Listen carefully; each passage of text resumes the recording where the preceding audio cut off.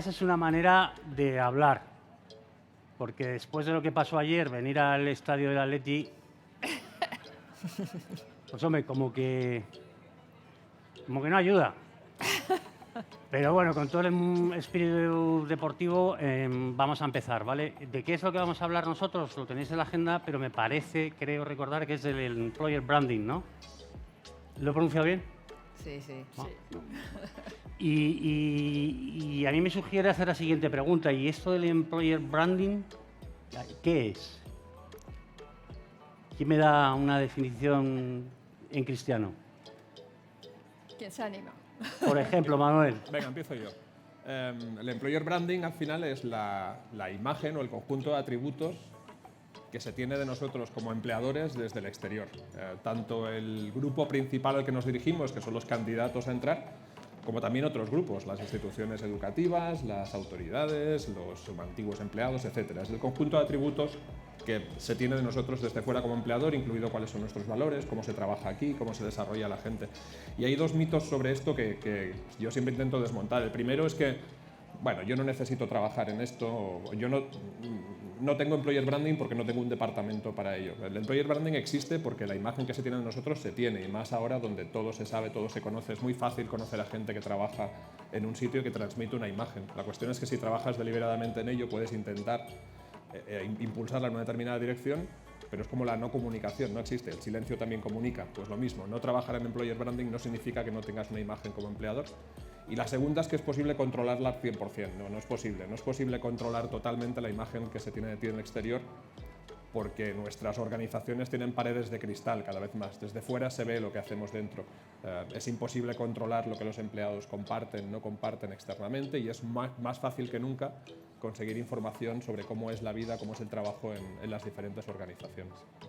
Entonces, al final, con ese concepto tan bien explicado, lo que yo entiendo es que os proyectáis al mercado laboral para daros a conocer, para dar a conocer los atributos de vuestra marca, los valores, los principios. Y pregunto, entonces, ¿tienen que ser los mismos que para los clientes? ¿O para los clientes tienen unos valores, unos principios, y para los candidatos al mercado laboral proyecto otros? Hombre, yo creo que la coherencia es importante. Es decir, La coherencia. La coherencia es importante, tienen que ser los mismos, ¿no? Yo añadir algo que ha comentado Manuel es precisamente que si hay algo que define el employer branding es la diferenciación, ¿no? Es un concepto que viene del marketing y es cómo te diferencias. Entonces, esa diferenciación es la que hace que el candidato que está enfrente primero elija sector, ¿no? Elija rol y luego, pues, elija empresa donde quiere trabajar, ¿no? Entonces, yo creo que la diferenciación es precisamente lo que hay que trabajar, porque es lo que el candidato nos pide, ¿no? Nos demanda. Y bueno, mientras yo creo que la diferenciación tiene que ser algo evidente, algo claro, y es algo en lo que, bueno, pues porque hay muchas marcas de empresas empleadoras, pues de los que estamos aquí, por ejemplo, tema asegurador o tema financiero, tema consumo, en mi caso tema sanidad privada, ¿no?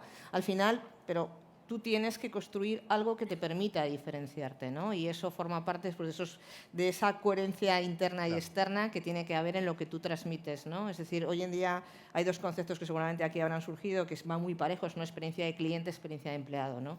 Pues va de eso, va de coherencia. Claro. Entonces, esto no es una moda, es una necesidad, es necesario, decías tú, y es útil, y no podemos prescindir de ello. Sí, estamos más o menos. ¿En todas vuestras empresas tenéis iniciativas de este tipo? ¿Queréis comentar alguna? Venga. ¿Qué es lo que hacéis? Vale. Bueno, pues nada, oye, lo primero, muchísimas gracias y buenos días a todos. Un poco en línea de todo lo que estamos comentando, es cierto que cada vez ¿no? estamos viviendo muchísimos cambios, y yo creo que también de la misma manera que los clientes cambian, los profesionales también están cambiando su manera de decidir también, ¿no? A la hora de elegir la compañía en la que quieren trabajar. Ya no solamente creo que la gente está buscando solo un salario, también está buscando que el propósito de esa compañía, sus valores se alineen también, ¿no? Con su propio propósito, no solo profesional, sino también personal. Y un poco como comentabais ahora, es muy importante también en este ámbito que haya un equilibrio por nuestra parte y como compañías entre el storytelling, de alguna manera telling, ¿no? De lo que estamos contando cara afuera dentro de la marca, como el story, digamos, doing, ¿no? De realmente lo que estamos haciendo, ¿no? Que yo creo que esta parte es muy importante. De lo mismo que es importante tener esta transparencia y esta claridad, también es importante que nuestro discurso, lógicamente, sea atractivo, ¿no? Sea cercano, que genere también empatía y que, lógicamente, al final, como bien comentabais antes, ponga en valor nuestros principales atributos, ¿no? Para poder realmente ser atractivos Claro. digamos, en el mercado. Lo que pasa es que me permito hacer una observación. Cuando tú dices ser atractivos, a unos les costará menos esfuerzo por lo que significa su marca o el sector, y a otros, y perdóname, Esther, estoy pensando en ti, hombre, pues mira, a lo mejor el sector financiero, banca, pues, lo tiene más difícil que una tecnológica, no lo sé, o una farmacéutica. Así es. ¿Encontráis con este hándicap vosotros? No, totalmente de acuerdo, es evidente. Pues lo sí. siento. Sí, si ahora preguntara cuántos de vosotros querría trabajar en la banca, pues seguramente tendríamos pocas manos levantadas, ¿no? Por lo tanto, el esfuerzo es un poco mayor. Pero yo creo que por donde hay que empezar es por los empleados. Es verdad que tenemos que hacer una labor para captar talento, y en mi sector especialmente, pero los principales embajadores, no hay duda que son los propios empleados, ¿vale? Esto está comprobadísimo. Lo que digan de tu banco, de tu empresa, el empleado o empleada, tiene una potencia 5 veces mayor que cualquier campaña de marketing. Estamos mezclando un poquito conceptos de marketing, pero que son necesarios. No considero que sea una moda, ¿no? Contestando a tu pregunta. Pero sí que creo que es muy importante poner el foco ya en los empleados, que sean ellos los que proyecten, nos ayuden a proyectar esa imagen de marca de la propia empresa, ¿no? Y aquí, completamente de acuerdo, ¿no?, con todos mis colegas, pero creo que hay que hacer un extra en entender que la experiencia del empleado empieza en el primer anuncio, que puedes en InfoJobs o en prensa.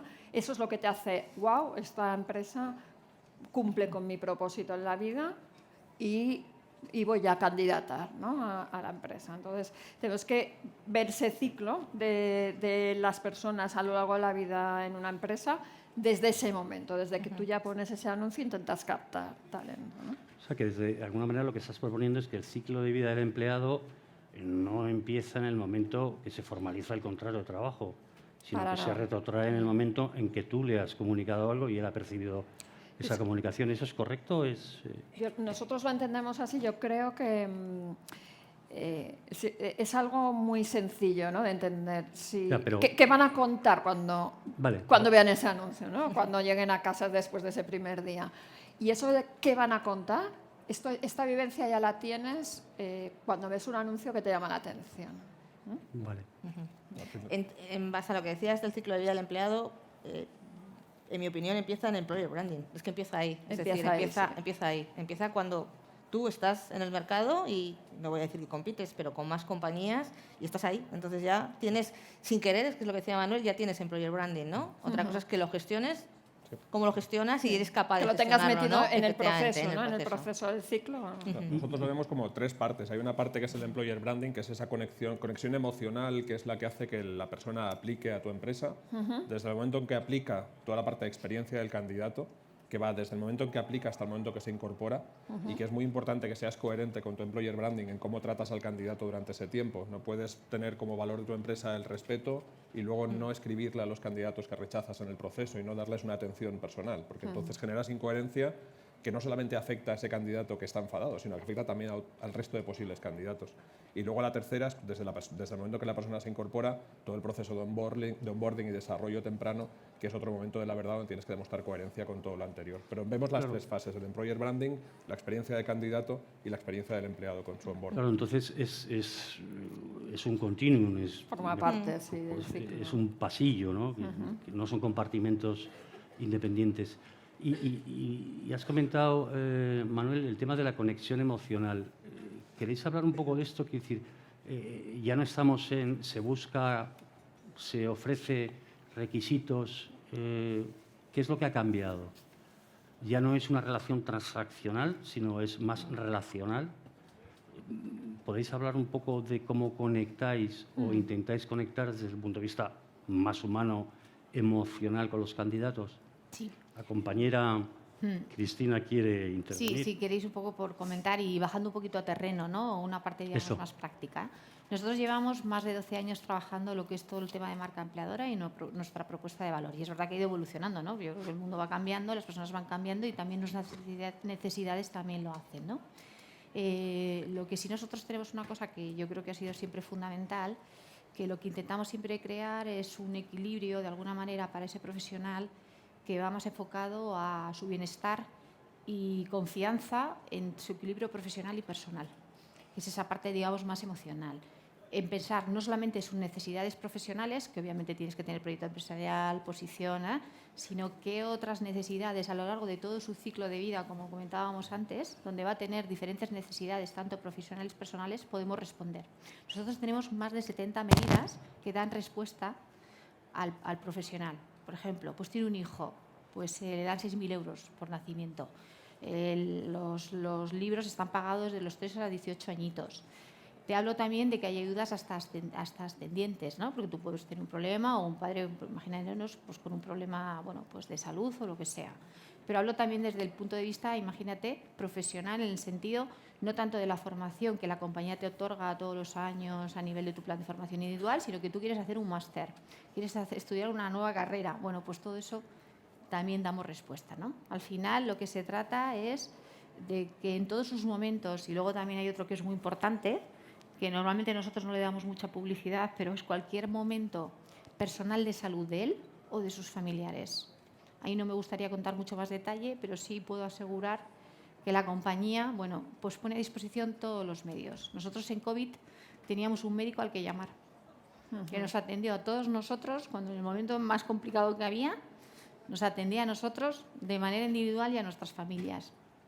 Eso es un poco el ejemplo, ¿no? El estar en cualquier momento y situación. Todos esos momentos de emoción, la gente no los olvida.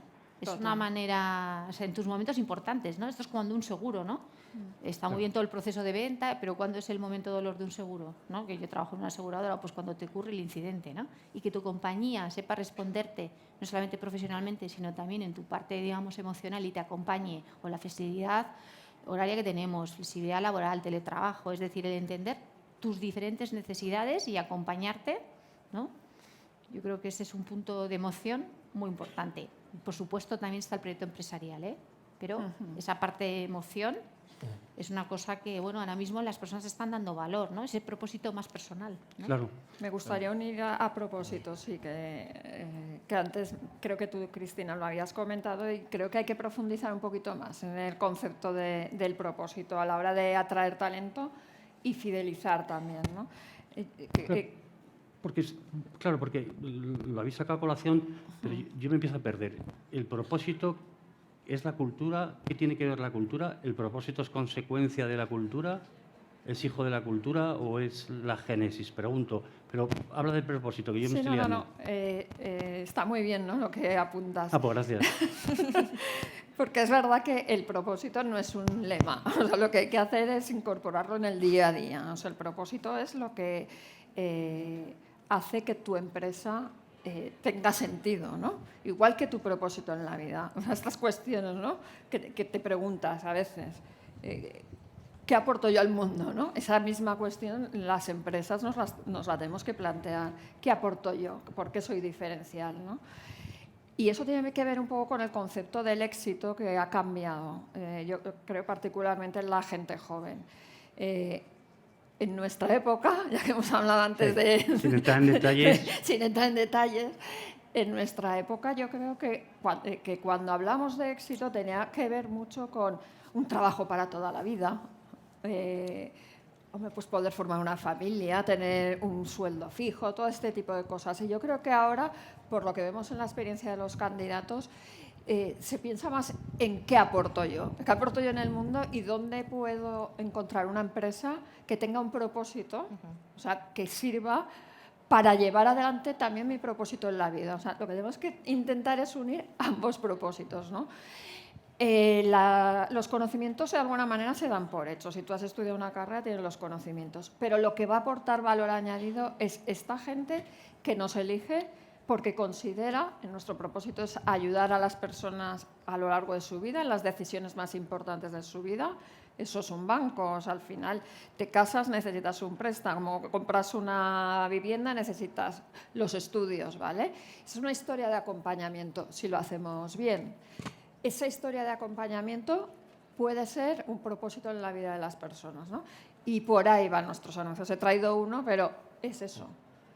¿Quieres vivir una historia en Ibercaja que no te permita acompañar a las personas a lo largo de su vida? Eso no tiene nada que ver con el concepto de banco, ¿no? Claro.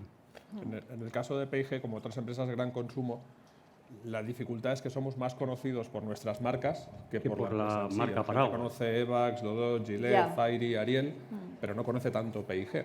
Entonces, el employer branding tiene dos momentos de la verdad emocionales en nuestro caso. El primer momento de la verdad emocional, antes de que el candidato aplique, es cuál es su identificación con los valores de todas o de algunas de las marcas. ¿Hasta qué punto me veo trabajando en un sitio donde mi identificación con Ausonia es la campaña que lleva haciendo durante décadas de apoyo a la Asociación Española contra el Cáncer? O me veo haciendo la diferencia en Gillette, que está haciendo su comunicación sobre nuevos modelos de masculinidad. ¿Es algo que me interesa personalmente, coincide con mis valores o no? O qué está haciendo Pantene por superar los estereotipos de belleza, etcétera, ¿no? Entonces, esta conexión emocional, porque si os fijáis, los anuncios, toda la comunicación, todo el marketing está basado en las emociones, en generar emociones que sean perdurables para el consumidor, y los candidatos, queramos o no, son consumidores también y han generado esa conexión emocional. Entonces, ese es el primer momento de la verdad. ¿El candidato conecta emocionalmente con los mensajes de las marcas, sí o no? Y el segundo es como empleador, es qué conoce como empleador, qué estilo de vida tiene la gente que conozco que trabaja allí. Y lo que hacemos en ese punto es comunicar historias de verdad, historias reales, de empleados reales que quieren contar su historia, porque solamente así alguien puede verse identificado en esa historia y conectar emocionalmente. Veo a alguien que es como yo, sea el como yo entendido de la manera más diversa posible, ¿eh? Pero hay un punto de conexión que me hace verme en los zapatos de esa otra persona que estoy oyendo. Entonces, tanto en la asistencia a ferias de empleo, que enviamos a empleados reales, no necesariamente de arriba de la organización, a contar su experiencia de qué significa trabajar allí, como en los materiales online, como en todo lo que hacemos, siempre son basados en historias reales de empleados, porque eso es lo que genera esa conexión emocional en ese segundo momento de la verdad. ¿Vamos bien? Silencio positivo, silencio negativo. Bien. Te lo quieren cambiar ahora, en la Comunidad de Madrid, el negativo al positivo, a ver si es verdad. Vale, esto, y todo esto está muy bien, ¿no? Y ahora tenemos al candidato que es empleado, ¿y qué hacéis vosotras, por ejemplo? Pues le dais la bienvenida, no sé. Que no sé, o le decís ahí, siéntate ahí. O, Bueno, primero- o has llegado demasiado pronto, vete a tomar un café. Bueno, No, que estas cosas pasan. primero tienen que llegar los, Vale. los candidatos. Imaginemos Primero que han tienen que llegado. llegar los candidatos. Entonces, Eso no es fácil. No es fácil. ¿cuál Y es ahí el sí- siguiente paso? En ese a mí sí me- ciclo. Sí me gustaría introducir aquí algo que tiene que ver un poco cómo llegan los candidatos. Yo pertenezco a un sector donde hay escasez de candidatos, ¿no? Es decir, hay una serie de profesiones como son la enfermería y la medicina, que es que hay escasez. O sea, tú Es tienes el número problema escaso. añadido de Claro. que no tienes candidatos. Efectivamente, de que no tengo no tenemos tantos candidatos como nos Pero gustaría, no nos dejes con un sentido de pena hacia ti, que Sí, sí. algo harás. Sí, muchas cosas. Ajá. Yo he descubierto que hacemos muchas cosas, ¿no? Y es porque me incorporé recientemente a la compañía. El modelo H&M es un modelo 360, y cuando digo 360 es todo está internalizado, y una de las cosas, además, o una de las funciones que más se agradecen y que está internalizada es precisamente la formación. Nosotros tenemos universidad propia, asociada a Camilo José Cela, de profesiones biosanitarias. Pero no solo la universidad. En la universidad tenemos ya enfermería, vamos a empezar con farmacia y este año también empezamos con medicina, pero voy más atrás. En las empresas sanitarias hay más, que es TCAES, los técnicos de auxiliares sanitarios, los auxiliares que ayudan a dependencia, técnicos de farmacia, parafarmacia, ciclos que son ciclos medios, luego ciclos superiores, todo lo relacionado con laboratorio, analítica, otros ciclos biosanitarios. Formamos, por nuestras aulas pasan 4.000 personas Formamos principalmente en Madrid, pero ya hemos empezado a formar en León y en Málaga. Y luego también tenemos máster, tanto de formación permanente o continua como máster especializados en todo lo que es el área biosanitaria. Eso nos permite nutrirnos de profesionales que antes no. Que de alguna manera son muy escasos en el mercado. Y luego un colectivo que además tras la pandemia ha estado siempre ahí en los medios, como es la enfermería. Nosotros además ahí hacemos una labor muy continua a lo largo del año. Tenemos acuerdos traemos a profesionales fuera de España, vamos a universidades de Chile y de Colombia y justo en su último año les traemos a España para que lo cursen con nosotros y luego puedan continuar en el grupo. Y es más, hay un programa incluso de becas a profesionales de la enfermería que incluye un programa de mentoring. Es decir, mentorizados por los propios enfermeros y enfermeras del grupo. Y durante el tiempo de estudio les ofertamos mini-jobs, es decir, que puedan trabajar periodos cortos en alguno de nuestros hospitales para labores auxiliares, claro, que puedan ser administrativas o en los bancos Entonces, de sangre, de la necesidad etcétera. habéis hecho virtud y yo lo que veo aquí es un efecto beneficioso para vosotros secundario, que es que toda esa parte de atraer al candidato en la que trabajáis vosotros con comunicación y vosotros lo estáis Vamos atrás, creando. efectivamente. Nosotros estamos acelerando precisamente, preveyendo que hay una escasez real por la oferta formativa que hay en España, por cómo está construida. Es algo que evidentemente ahí, pues puedes opinar, pero no vas a... Puedes influir, pero no vas a ser determinante. Entonces, pues tienes que crear un modelo que te permita, de alguna manera, pues gestionar tus propios recursos en una empresa como SHM que está en continuo crecimiento, tanto orgánico como inorgánico. Vale. Gracias porque es interesante. Entonces, ¿ahora qué hacemos? Repito, Sí. ya ha llegado el metro en autobús, no sé cómo ha llegado el candidato. ¿Qué pasa? Yo quería antes de eso también un poco sumar a lo que estábamos comentando ahora de ese talento de alguna manera o la dificultad a veces de atraer talento, ¿no? Que a veces también la marca nos posiciona a veces, ¿no? Y eso nos pasa también en el sector asegurador, nos posiciona como una compañía aseguradora porque la marca comercial de alguna manera está todo el día, ¿no? Lógicamente, Sí. en prensa. Yo creo que al Grupo Mutua seguro que le conocéis, ¿no? Con el seguro de autos, ¿no? Pero el Grupo Mutua es muchísimo más que eso y tiene nuevos negocios digitales, tiene hasta una compañía de car sharing. Es decir, ahora mismo estamos en otro ámbito, ¿no? Y es verdad que a la hora, por ejemplo, de atraer talento, ¿no? De una manera determinada, por ejemplo, el talento tecnológico o un talento más joven, cambia completamente la forma que te tienes que aproximar, ¿no? De alguna manera. Tanto en la manera, digamos, de que te aproximas en tu propio lenguaje, en los espacios donde se mueve ese perfil, ¿no? Y asimismo también el determinar, identificar y sobre todo proyectar de una manera atractiva y cercana cuáles son esos atributos de tu marca como empleador, ¿no? Que pueden ser interesantes para esos profesionales, ¿no? Nosotros ahora mismo, por ejemplo, en esta línea estamos trabajando mucho con el programa de talento joven y porque queremos sumar, ¿no? Nuevas capacidades, lógicamente, al crecimiento actual y futuro de nuestra compañía. Tenemos un graduate program que hace un ámbito 360, que además están en proyectos súper estratégicos y en un ámbito de un grupo que tiene más de 70 sociedades. ¿Cómo nos estamos aproximando a ellos? Voy a contar simplemente, si os parece, algo más práctico, ¿vale? Porque me parecen dos buenas ideas que justo estamos haciendo ahora mismo y que, pues si pueden también, para que podamos entender más, ¿no? Como decíamos antes, uno de mis compañeros hablaba de ese talento joven, ¿no? Que tiene unas expectativas completamente diferentes y que tu manera de aproximarse pues, también tiene que ser diferente. Nos decían hace poco en la universidad, que estábamos en contacto ahora mismo mucho con ellos, que ahora mismo es muy difícil crear un evento y que ellos vayan, o hacer una presentación y que ellos asistan a esa presentación, aunque lo hagas en la misma universidad. Nosotros hace poco hemos hecho de una manera táctica para un graduate program un Open Day, que tenía pinta de que no íbamos a tener mucha respuesta, pero hemos tenido mucho éxito, pero lo hemos tenido que pensar desde ellos. Primero les invitábamos a vente a dar un voltio a Mutua. Tenemos nuestra compañía Car Sharing, que es un voltio, que se llama Voltio, y les dábamos gratis el poder venir a nuestras oficinas. Ya era el cambio de, esto no es solamente una compañía aseguradora, tengo una compañía Car Sharing, que ya eso, Claro. Segundo, cuando venían, que vinieron muchos, por cierto, fue un éxito, ya no les contábamos una presentación que es Mutua. Les hicimos un caso de éxito donde ellos estaban, respondiendo, donde fue muy dinámico, muy divertido, y luego acabamos también, pues con un networking con nuestros directivos en el jardín, ¿no? Al final es como cerrar círculo. De ahí, pues el 90% de ellos convirtieron a yo quiero trabajar aquí. Nunca me hubiera imaginado, pero quiero trabajar aquí. Y ahora mismo estamos con una parte, digamos, más estratégica, que es una acción que no persigue tanto conseguir currículum o no para este grado de programa, sino simplemente posicionarnos.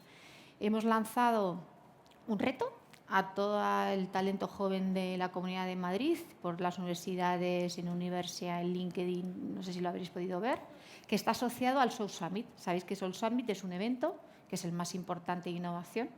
Bueno, pues yo creo, ¿no?, que podríamos decir que hay de innovación genérica, ¿no? Pero sí, después de este, por lo menos en España, ¿no?, donde van emprendedores, van compañías, etcétera. Nosotros somos patrocinadores. Se nos ocurrió unir las dos cosas. Entonces, les hemos lanzado un reto a toda esta comunidad de talento joven, donde les decimos que nos aporten ideas para generar, dentro de nuestros nuevos negocios digitales y de movilidad, que nos den ideas. Bueno, la idea también es que ellos no solamente presenten las ideas o las primeras ideas las van a presentar en la propia compañía, sino que van a ir al Soul Summit como finalistas y van a estar también comunicando sus ideas con otros emprendedores. Y todo aquel que además simplemente presente una idea ya va a tener una entrada también, digamos, le vamos a dar una entrada para que participe en el Soul Summit. Lo que quería decir con esto un poco es que al final es buscar un poco la manera de que ellos te vean de manera diferente, ¿no? Y contarles tu story, alguna doing, ¿no?, sobre todo, porque de lo que haces, ¿no?, y de lo que eres, pero lógicamente en su entorno, ¿no? Claro. Y cercano a lo que ellos están buscando, en lo que decía antes Esther, ¿no?, en su propósito. Claro. ¿Vale? Pero yo soy pesado y además me están ¿Pero qué llamando hacemos? de Torre España. Sí. Sí, no, estamos en tiempo, tranquilos. Vale. La Torre España, que era que... Y viene el candidato y ¿qué hacemos? Le hemos atraído, le hemos montado un car, le hemos hablado de todas estas cosas, lo habéis hecho muy bien y además deduzco que junto con el departamento de marketing o de comunicación, que trabajáis a tres bandas, ¿no? Totalmente. Por el Sí, lenguaje sí. que utilizáis y los conceptos y la transmisión de los mismos que intentáis conseguir. Vale, y ya viene el empleado, ya ha firmado, ¿no? O no sé si ha firmado ¿y qué pasa? ¿La silla, la mesa, el ordenador? ¿O ahí trabajáis también y ya nos olvidamos de todo lo anterior y empieza el día a día? El palabra inglés que habla de esto es el onboarding, el famoso onboarding. ¿El qué? Onboarding. Es por lo que estás ahí pescando la caña y nadie te pica. Pues Claro. El onboarding, vamos a hablar del onboarding. A ver, el onboarding para nosotros no es tanto experiencia de candidatos, hay empresas que se refieren a experiencia de candidato como Eso es un onboarding, debate, como ¿eh? onboarding Podríamos también. abrir un debate con eso. Para mí onboarding es como Ya, pero yo me lo tengo que preparar. desde el día que empieza. Me vais a hacer otro debate. Para mí hay dos cosas importantes sobre el onboarding. El onboarding es todo el programa de capacitación, formación, aterrizaje, conocimiento cultural, etcétera, de la persona desde el momento en que llega. Para mí el primer punto importante es la coherencia de lo que haces en el onboarding con todo lo que has estado construyendo antes en tu employer branding, en tu experiencia de candidato, etcétera. No tiene sentido, por ejemplo, que hablemos de lo internacionales que somos en esta compañía y de lo chulo que es poder trabajar con gente de otros países y que luego tu onboarding sea algo que haces en tu mesa, en un ordenador y sin hablar con nadie de otro país, o si tienes suerte, una sesión local con compañeros de tu misma oficina que han entrado al mismo tiempo que tú. Pero por eso, perdona, hay que entender el momento previo como una fase también, porque a veces hay mucha incoherencia, porque a lo mejor no es el mismo equipo el que capta el talento que el que recibe al candidato, ¿no? Y se montan procesos distintos. Totalmente. Lo digo por experiencia porque nos está pasando, nos lo estamos revisando. Y hay el debate, ¿no?, de que no todo el mundo piensa que el onboarding empieza antes de la incorporación, ¿no? Yo creo que sí. ¿Estáis de acuerdo en eso, Cristina y María? Sí. Otros ejemplos de incoherencia, ¿no? Le decimos a los candidatos y en la entrevista que es muy importante el trabajo en equipo, pero luego tu onboarding es algo que haces individualmente en tu ordenador y no hay nada de dinámicas con otras personas. O le decimos que somos una organización muy plana donde en cualquier momento puedes hablar con el director general, llamarlo a tomar café, pero luego el onboarding te lo da la persona de recursos humanos que está a un nivel por encima de ti y no ves a nadie más ni interactúas con nadie más. Incluso a veces pasa que a los candidatos en el momento de la atracción les hacemos que vaya el director general a hablar con ellos, pero luego en el onboarding ya no importáis tanto, porque como ya habéis firmado, os metemos ahí y os damos un onboarding general es otro. Toma toda la metralla. No puede ser que seamos incoherentes, matamos todo el trabajo que hemos hecho. En nuestro caso, pues eso es un onboarding que es interactivo, internacional, que es físico, porque hay una dimensión que es la dimensión de socialización que a veces olvidamos. No se trata solo de transmitir documentación, a firmar, a leer, formación, etcétera. Se trata de generar una generación entre toda la gente que entra al mismo tiempo que socialicen y que creen sensación de grupo, ¿no? Entonces el onboarding no puede ser solo digital, por ejemplo. Claro, entonces, de lo que dices deducimos que la coherencia con todo lo que se ha hecho anteriormente se debe mantener. Total. Bien, ¿y qué cosas hacéis? O ¿qué consejos nos podéis dar? ¿Qué elementos ayudan a que el onboarding sea coherente y dé buenos resultados? ¿Experiencias vuestras? ¿Consejos? ¿Buenas prácticas? ¿O qué es lo que no se debe hacer? Bueno, no se debe ser incoherente. Bueno, lo tenemos clarísimo. Bueno, yo si queréis, por sumar un poco lo que estáis comentando antes, nosotros tenemos una figura. Bueno, es verdad que en la parte de personas tenemos una figura que es la responsable de coordinación, de que en el onboarding todos los elementos, desde la parte operativa hasta la parte formativa y absolutamente todas las figuras estén en coordinación, ¿vale? Pero sí que es verdad que hay una figura clave que llamamos el Sherpa. El Sherpa es una buddy, ¿no? persona... Sí, Un buddy. sí, exactamente. El Sherpa, que es, perdón, decís, el body o el... Sí, Vale, terminología sajona que sé que se utiliza en Employer Branding. Pero es el terminología mentor sajona. también, ¿puede ser o no? bueno, es una persona que se Acompañante. El identifica mentor ya en es más viejo, en el mismo ¿verdad? momento que la persona dice Me que sí, queda desfasado. ¿no? Dice que sí, que se viene con nosotros, ¿no? Acepta oferta, Vale. es en el momento que se identifica. Se identifica junto con el área para ver una persona, digamos, más o menos que sea de su mismo nivel de responsabilidad, cercano, no tiene por qué ser exactamente de su área, ¿vale?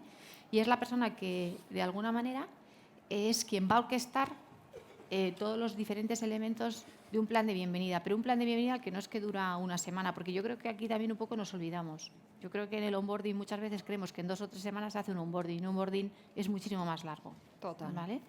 Y entonces es súper importante medirlo, ver un poco cómo el profesional se está adaptando, etcétera, ¿no? Porque es verdad que yo creo que no solamente es los momentos wow, que a veces es como vamos a hacer esto, vamos a hacer lo otro. Hay momentos de dolor que son muy importantes identificar, donde igual a veces nosotros no les damos el valor, pero el profesional que se está incorporando sí.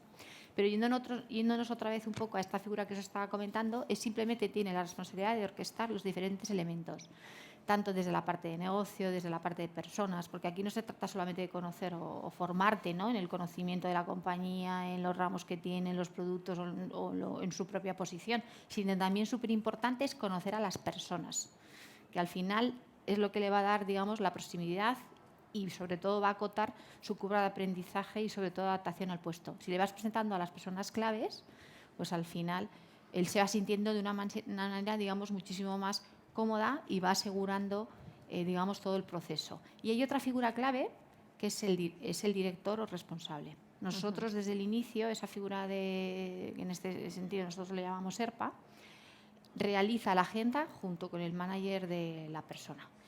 Es verdad que el primer día quien viene a personas a recoger al nuevo empleado es su SERPA y además hace hasta una presentación de él antes que nosotros le hemos presentado desde el Perdona primer que te instante. interrumpa, pero Sí. ¿el SERPA lo elegís vosotros? No, el SERPA lo elige el área. Claro, pero si yo digo que soy una empresa divertida, pero no un SERPA, que es un... No, hombre, Vale. al SERPA se le da... Quiero decir, Vale, que va yo- poco instruido, No es vale. por entrar en detalle, Vale. no, pero obviamente el SERPA tiene que tener una serie de características, como os comentaba antes, se habla con la dirección y se entiende quién es la persona. Además, yo creo que es una persona que tiene que gustarle ser SERPA. No todo Vale. el mundo le gusta ser Es SERPA. importante, ¿no? ¿No? Que sea una persona que dinamice, que conozca también gente del entorno. Al final... Y el propósito de la empresa, ¿no? Exactamente. Y que lo viva y que lo... Sí, al lo final también transmita, le va a ¿no? enseñar un poco esa manera de hacer que a veces no está escrita en ningún sitio y donde al final tiene que generar esa confianza que si yo tengo una duda, aunque me parezca muy tonta, igual no me atrevería a preguntar y le pueda preguntar a esa persona. De hecho, muchas veces se crean alianzas entre ellos que duran en el tiempo.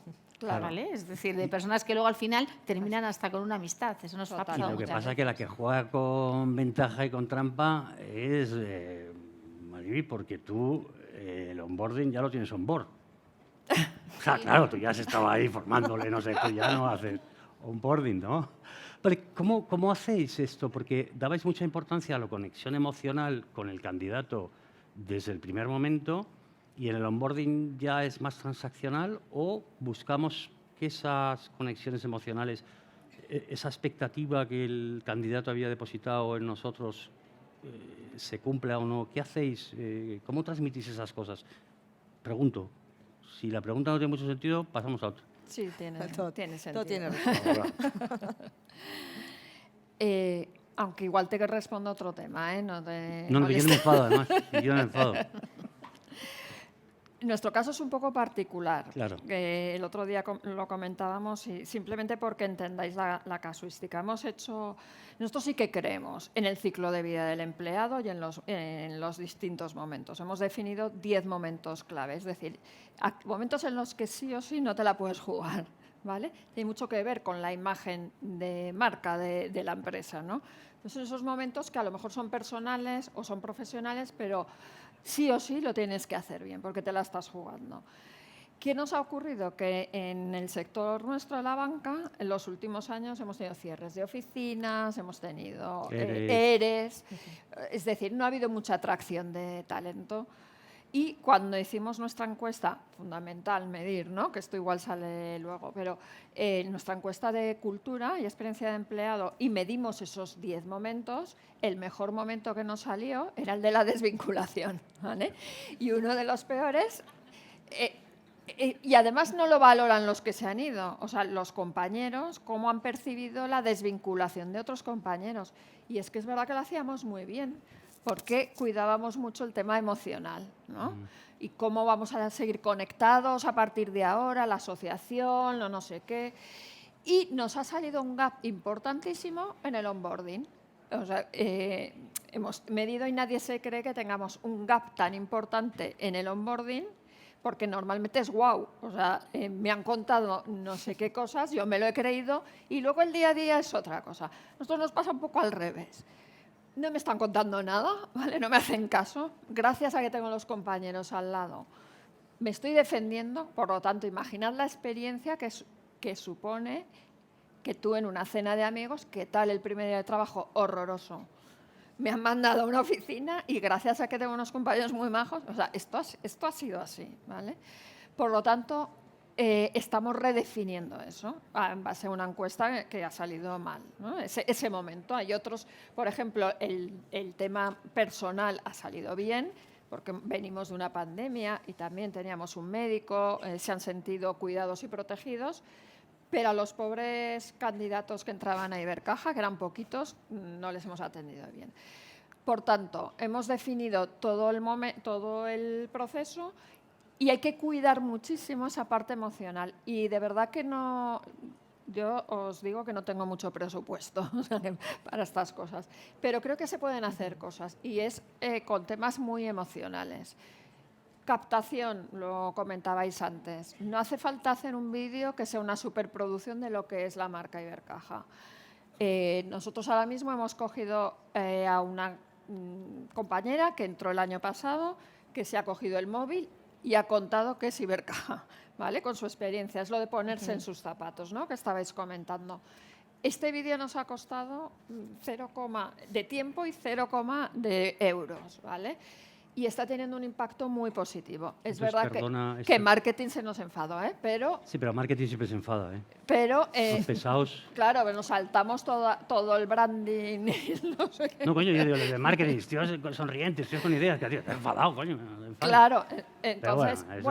Pero lo importante es que están candidatando, ¿vale? Claro, pero... y luego, cuando entran, ¿no?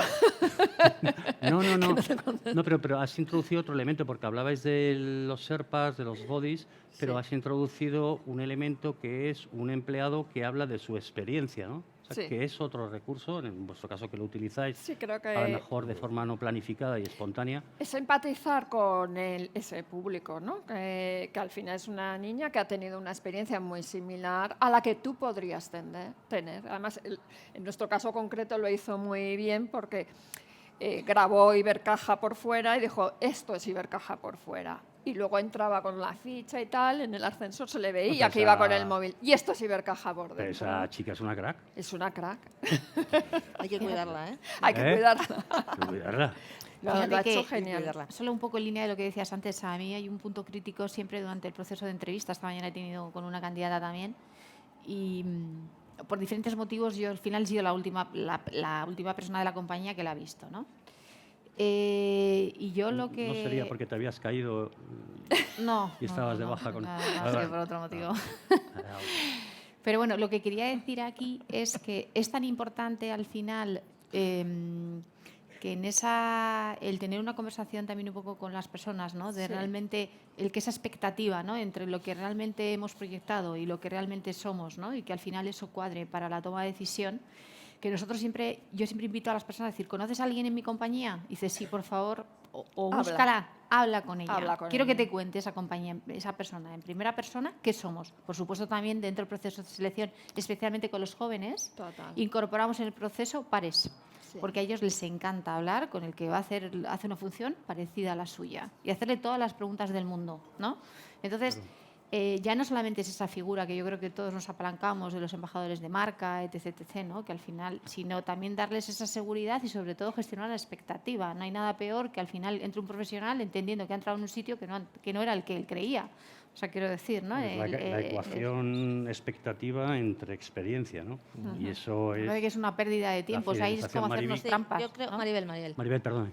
Yo creo que en el tema del onboarding, que se le da mucha importancia y porque es la puerta de entrada, también creo que no hay consejos generales porque aquí el tema de la segmentación generacional es súper importante. Es decir, no espera lo mismo talento junior, el talento senior, etcétera. Entonces, bueno, Y el maduro. hay que trabajar de manera segmentada, ¿no?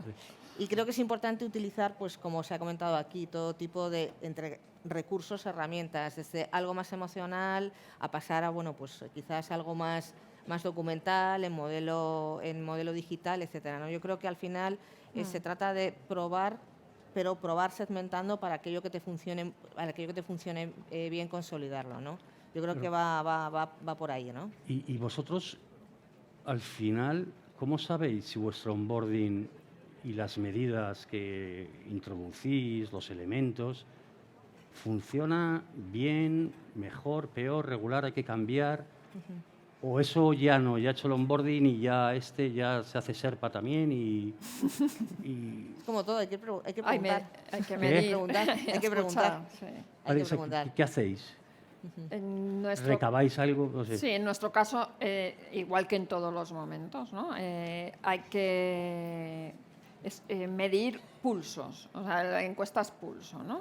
A ver, Por un lado, explícanos qué es las encuestas pulso, porque a mí me has pillado. sí, o sea, hay dos formas para entender cómo lo están viviendo. Una es preguntarles directamente, eso es como una participación reactiva, tú preguntas, ellos contestan. Y hay determinados momentos dentro del onboarding que también hay que preguntar. Vale. Dentro del onboarding, pero es que es una o dos preguntas. O sea, welcome pack, damos un welcome pack y luego preguntas. Oye, ¿qué mejorarías? ¿Eso es para nosotros? Ah, no. Sigue, perdona. ¿Qué mejorarías de esa experiencia, no? Cuando Vale. ya de tu primer día de trabajo, ¿cómo lo has vivido? En una palabra, ¿cómo te has sentido? Así de fácil. Ahí ya estás haciendo un feedback, ¿no? Vale, tienes un feedback. Ya tienes un feedback. Que Y te luego está. hay otro punto que es una participación un poco más reactiva, que también nos da pistas de si se están integrando bien en nuestra cultura, ¿no? Pues, por ejemplo, una acción de voluntariado. O sea, ese primer año es de monitorizar muy bien lo que están haciendo. Porque una persona que durante el primer año no se apunta a una acción de voluntariado, no se apunta a un focus group para mejorar, para aportar ideas. Ojo, ya nos está dando también pistas. O sea, todo esto Lo recoge, tiene mucho que vale. ver con datos. O sea, es Vale. decir, cuántas personas y quiénes y qué perfiles tienen las personas que Vale. han entrado, ¿no? Y yo Nos creo que qued- esto de los pulsos y de las evaluaciones tiene que ser también coherente con la cultura de tu organización. Eso es. Porque no es lo mismo rating que feedback. Rating es lo que hacemos todos los días. Cogemos un taxi, ponemos un rating. Vamos a Starbucks, otro. Pasamos la maleta por el aeropuerto, otro. Estamos continuamente dando puntos que alguien maneja de alguna manera, pero que quizás eso no sea la cultura de tu organización. En mi organización, por ejemplo, el feedback tiene que ser feedback constructivo, en el sentido de, oye, has hecho esto de esta manera, que ha tenido estas consecuencias, si lo hiciéramos de esta otra, podría dar estos resultados la figura del diferentes. líder. Entonces, Vale, por eso cuando alguien en el onboarding nos dice, oye, esto no me acaba de gustar cómo funciona, entonces hay que preguntarle, ¿cómo lo harías tú? Y tirar de ese hilo para que si tiene una buena idea, sea la propia persona la que venga y participe en el onboarding Y de está otra ya gente poniendo en construyendo marcha el esa idea. onboarding del... Correcto. Esa es la cultura de nuestra organización. Es siempre el feedback es una manera de proponer nuevas cosas y de involucrarse, no de pedir que alguien haga algo, sino de involucrarte tú mismo en mejorar, Vale. mejorar las Yo cosas. os pido disculpas, quedan 44 segundos para la prórroga. No sé si alguien quiere preguntar algo, si queréis a los compañeros una pregunta. Todo da vergüencilla.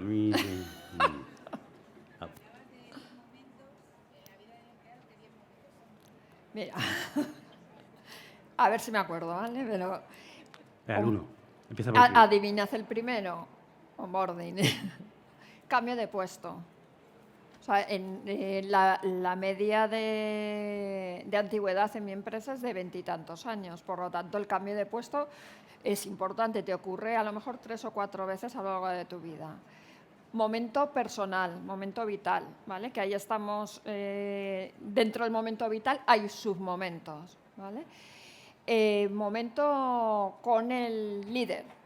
Lo que Manuel comentaba, nosotros lo tenemos estipulado, al menos 2 veces al año te tienes que reunir con tu líder, ¿vale?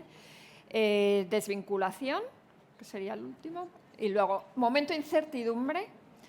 Esto es importante en nuestro sector. Momento incertidumbre, o sea, salimos a bolsa, no salimos, tenemos ERES, no tenemos. Esto cuando hicimos los focus group nos salió muy, muy acentuado, que la gente está viviendo un momento de incertidumbre y eso hemos tenido que trabajarlo, porque ellos pensaban que podían ir a la calle, ¿vale? Y por eso lo hemos incluido en nuestro pasillo del empleado. Estamos fuera de tiempo. Estamos fuera de tiempo. Vale. No sé cuántos te he dicho, pero ahora sí que... Luego vamos a estar tomando un café si queréis. Luego nos después, tomamos un café. ellos. Yo creo que estas personas se merecen, me parece a mí, un aplauso y las gracias por poner a disposición. Y vosotros también.